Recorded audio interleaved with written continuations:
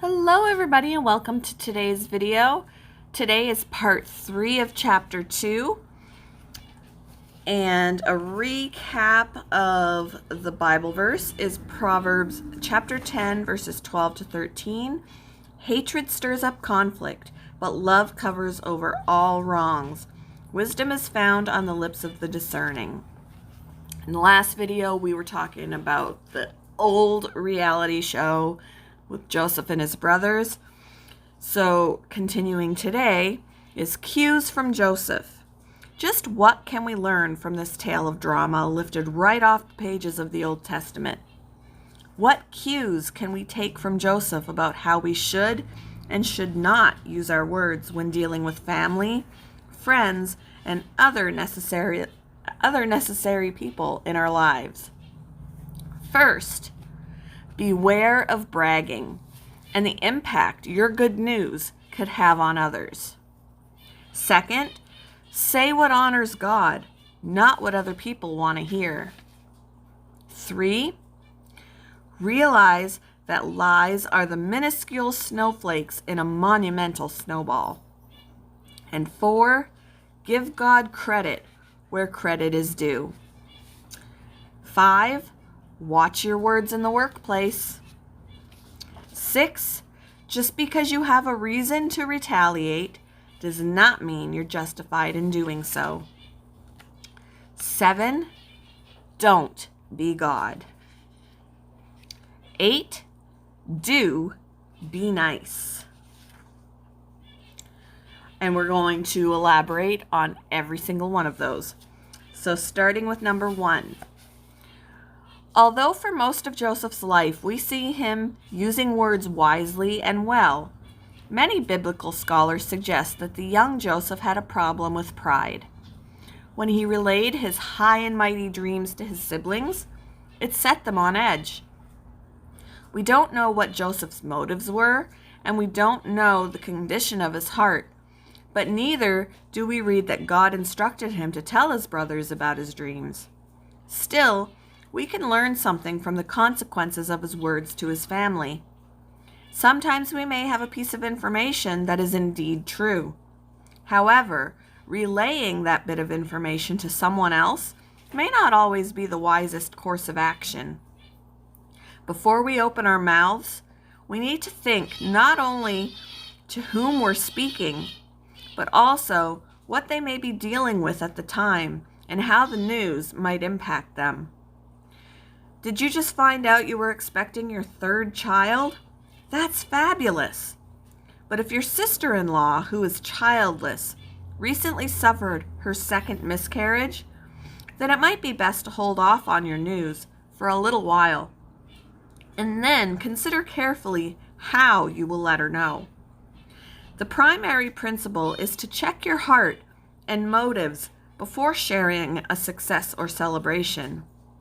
Also, be mindful that even if your heart is in the right place, how and when you share your news just might put a pinch in another person's heart, especially if they are sorrowful over the very thing about which you are rejoicing. When Potiphar's wife was chasing Joseph around the mansion, he knew what she wanted to hear. He also knew that giving her the answer she wanted was the furthest from what God desired. Joseph could have gone along with her little plan and then kept it a secret from his boss, but he knew God was watching and listening. He chose to speak words that honored God rather than to please the ears of the person in front of him. Most of us aren't usually faced with someone wanting us to break the law or do something immoral and against Scripture. However, there are times when answering according to what we know another person wants to hear conflicts with what we know to be true in Scripture. One of the authors of Proverbs writes, "The heart of the righteous weighs its answers, but the mouth of the wicked gushes evil." I certainly know there have been times in my life when my words just gushed out. I knew the answer I gave didn't please God, but I was so intent on pleasing the person standing in front of me or on the other end of the phone that I just started gushing. Unfortunately, what leaked out was wrong. We must purpose to weigh our answers. Weighing fruit at the supermarket sometimes takes a few minutes of back and forth as we add and subtract to adjust the scales. But when we do the same with our words, mulling over our response before it tumbles off the tongue, we have a much greater probability that the fruit of our words will please God. And then we can trust Him with the consequences. If the other person doesn't like our answer, so be it. We must make it of greater importance to please the Lord. Because Joseph was truthful, he had no need to lie to cover up for what he might have done. Nor did he have to tell even more lies to cover up the first one. Lies must be followed by other lies, and they soon become a giant rolling snowball, wreaking havoc on everything in its path.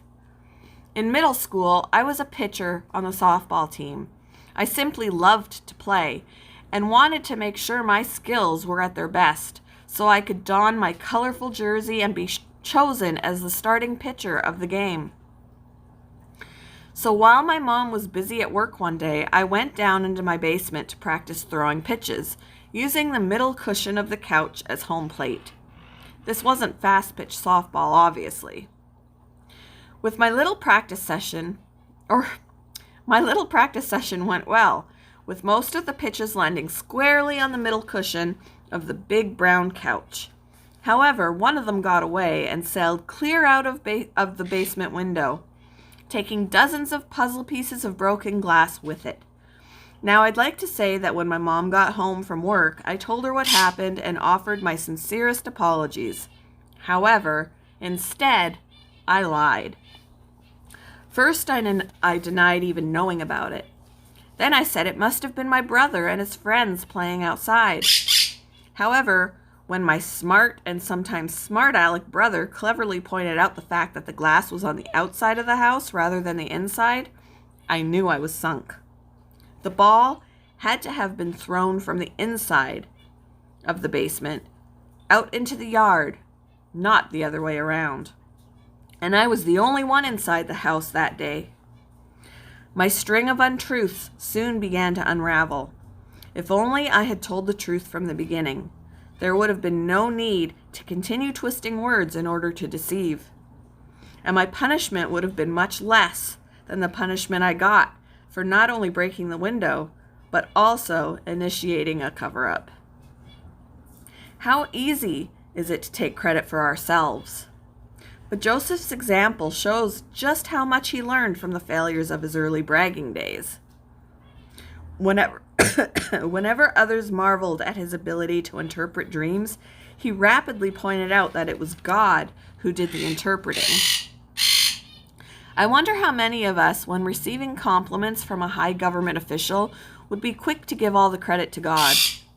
How easy it would be to smile and say, "Oh, it's nothing really," rather than declare, "Oh no, it's all God, not me, and He is really something." Joseph knew where credit was due. God gave the talent. God gave the ability. God arranged the circumstances so he could use his talent and ability. And so it was. And so it was God, and God alone, who should get any credit for the good things that resulted. Beyond our immediate family members, perhaps the people we spend the most time with are our co-workers and collaborators in church, community, and school committees.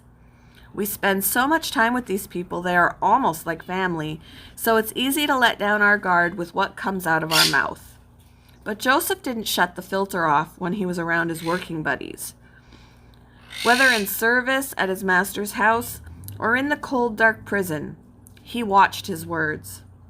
He knew that how he behaved and what he said reflected on the God he served. This is something we must also keep in mind as we work alongside others who are watching, absorbing, and then determining just what our God is like. Oh boy, if there was ever anyone who had the right to retaliate, it was Joseph.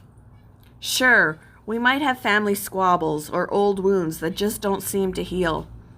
Perhaps a family member has offended us in the past, and now there is a great chasm of silence between us. Maybe someone's words rubbed us the wrong way, and now there is tension whenever we get together as a family. Got that coworker who said something bad about you in an email, and somehow it made its way to your desk? Or that other parent down at the PTA who you are just sure does not like you? Scenarios such as this sometimes tempt us to retaliate. Maybe that retaliation isn't an all-out assault on the person. It could be something subtle. You might use facial expressions or silence to convey your disapproval when that person's name is brought up in a group setting. Maybe you are on a committee selecting a student for an award, and the child of the person who offended you just happens to be one of the kids up for it. Even though you think this child is probably most deserving of the award, you vote for someone else instead. And who knows what devious ways of retaliation our minds can concoct when it comes to our family members. I'll just let you fill in the blank there. And even if it's not from your own life, I suspect you certainly have seen this happen a time or two. It challenges my heart in the greatest ways to think that Joseph did not retaliate. He had not just been talked about publicly in a negative way or given the cold shoulder by an extended family member. He was thrown away and left for dead. If he can forgive those who did such evil to him, then why, oh why, can't I step back from the urge to retaliate? Joseph went beyond just giving credit to God for the good things and talents in his life. Most importantly, he knew his position and God's when his brothers approached him after their father's death, begging for him not to retaliate. His answer was quick and clear. Don't be afraid. Am I in the place of God? Then he proceeded to turn a horrid family feud into a timeless tale of forgiveness. You intended to harm me, but God intended it for good, to accomplish what is now being done, and saving many lives. So then, don't be afraid. I will provide for you and your children. Even though Joseph surely could have used his position of power to deliver a punishing blow to his brothers, he chose not to. He realized that in God's divine plan, the evil they intended had instead been transformed into fuel for the fire of good. Joseph didn't question God or complain. He didn't take it out on his brothers. He let God be God, while he was content to simply be himself, a servant. Here's one more, and then we can end the video. After Joseph announced to his brothers that he was not God, he reassured them and spoke kindly to them. Talk about turning the other cheek. He not only reassured them of their safety, he spoke kind words, even going as far as to say he would provide for them and their children, which is exactly what he proceeded to do. What a simple yet significant lesson. One we should all have learned way back in kindergarten. Simply be nice. Got a coworker you know who talks behind your back? Don't lower yourself to their level, adding to the workplace drama. Try this instead. Be nice. Be nice. Be nice. Be nice. Maybe this is what my mama meant when the 8th grade girls were all being mean to me and she told me to kill them with kindness. What does it look like to speak words that honor God, rather than speaking what someone else wants to hear? It may mean speaking truthfully about our views on an issue, even if we know the other person's views are polar opposite and they'd much prefer we agreed with them. Insert awkward tension in the air here. And our words, though not what the other person wants to hear, must always be delivered with gentleness, respect, and grace. Most of us understand what it means to be gentle, And respect, we get that too. But what does it mean to speak with grace? I'm so glad you asked. We'll continue that part tomorrow. I'm sorry that this one was just a wee bit longer, but I wanted to get through all of those points. Thank you for joining me for today's video. I hope you've all had a very wonderful day, and I will see you tomorrow for the next one. Bye! Or knock them over with niceness, perhaps? Joseph's behavior not only inspires me, it reminds me of Jesus. My former pastor once showcased in a sermon 60 similarities between Joseph and Jesus. I respectfully pointed out that he'd missed one. They both start with J. So when we try to emulate Joseph's godly behavior, we are also, in a sense, being like Christ. For example, when we choose to speak words that honor God, rather than massaging our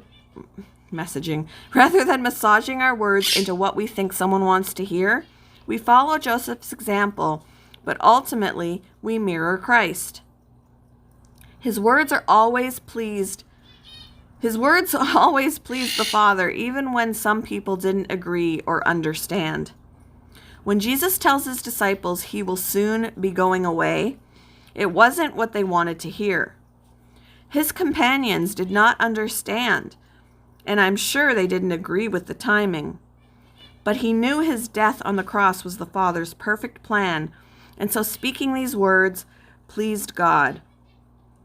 And his death on that cross for the sins of the world opened the way to heaven for those of us who believe in him.